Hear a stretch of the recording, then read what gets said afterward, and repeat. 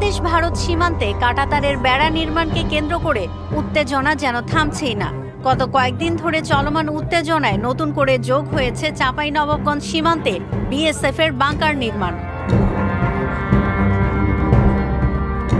কোচবিহার জেলার মেখলিগঞ্জ সীমান্তে ভারতীয় গ্রামবাসীরা একদিনে নির্মাণ করেছেন 1.5 কিলোমিটার কাঁটাতারের বেড়া। গত কয়েকদিন ধরেই উত্তেজনা বিরাজ করছে চাঁপাইনবাবগঞ্জ সীমান্তবর্তী এলাকা ও ভারতের মাহাদীপুরে। সোমবার 6 জানুয়ারি বিএসএফ 3 ফেজের কাঁটাতারের বেড়া নির্মাণ করতে গেলে দুই সীমান্তের স্থানীয় গ্রামবাসীরা এ ঘটনায় জড়িয়ে পড়ে। এতে পরিস্থিতি ঘোলাটে হয়। স্লোগান পাল্টা স্লোগান দিতে থাকেন দুই সীমান্তের গ্রামবাসীরা। এরপর একাধিকবার পতাকা বৈঠকের পরেও সমাধান হয়নি কিছুই। 250-টিরও বেশি ডিজাইন অপশন নিয়ে ওয়ালটন স্মার্ট ফ্রিজ, বোঝে আপনার প্রয়োজন। চলমান এই বিবাদের মধ্যেই শুক্রবার ফের বাংলাদেশ ভারত সীমান্তবর্তী সুখদেবপুর এলাকায় 3 ফেজের কাঁটাতারের বেড়া দেওয়ার কাজ শুরু করে বিএসএফ। এ সময় চাঁপাইনবাবগঞ্জ সীমান্তে গ্রামবাসীরা অবস্থান নেয়, ভারতীয়রা সুখদেবপুরের সীমান্ত এলাকায় লাঠি নিয়ে অবস্থান নেয়। দুই দেশের সীমান্তরক্ষী বাহিনীর পতাকা বৈঠকের পর পরিস্থিতি আপাতভাবে শান্ত মনে হলেও সীমান্তের দুই পারের গ্রামে রয়েছে এখনো টান টান উত্তেজনা।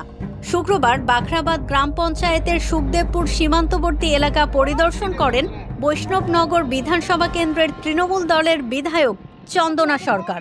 যেহেতু একটা গন্ডগোলের একটা সম্ভাবনা দেখে বিএসএফ পাবলিককে হটিয়ে দেয়।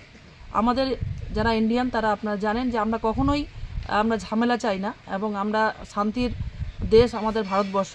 এবং এই যে ঝামেলাটা এটা হওয়ার কোনো কারণই ছিল না, এটা ইচ্ছাকৃতভাবে আমি মনে করি একটা বিজেপি, বিশেষ করে শেখ হাসিনা সরকার যাওয়ার পরে, ইউনূস সরকার আসার পরে বাংলাদেশের যে পরিস্থিতি আমরা দেখতে পাচ্ছি তাতে ভারত বিদ্বেষ একটা মনোভাব তো আছেই।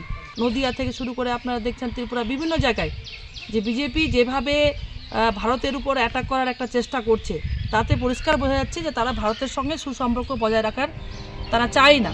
এদিকে মালদা সীমান্তের উত্তেজনা নিয়ন্ত্রণে আসার আগেই কাঁটাতারের বেড়া নির্মাণকে কেন্দ্র করে নতুন করে উত্তেজনা ছড়িয়েছে পশ্চিমবঙ্গের কোচবিহার জেলার মেখলিগঞ্জের কুচলিবাড়ি বাংলাদেশ ভারত সীমান্ত এলাকায়। এই উত্তেজনা বিরাজ করছে 3 বিঘা করিডোরের দহগ্রামে।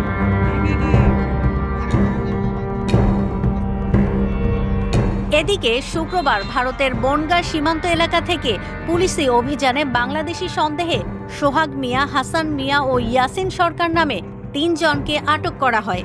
বনগাঁ মহকুমা আদালতের আইনজীবী সমীর দাস বলেন, 3 যুবকের কথাবার্তা সন্দেহজনক মনে হলে তাদের আটক করে। যে 3 জনকে পুলিশ গ্রেফতার করেছে এদের বয়স 22 থেকে 27 এর মধ্যে 3 জনের, এবং এরা বাংলাদেশের কুমিল্লা জেলা, গাজীপুর জেলা এবং নড়াইল জেলা, এই 3 জেলার এরা ব্রাহ্মণবাড়িয়া এই এলাকায় এরা বসবাস করে।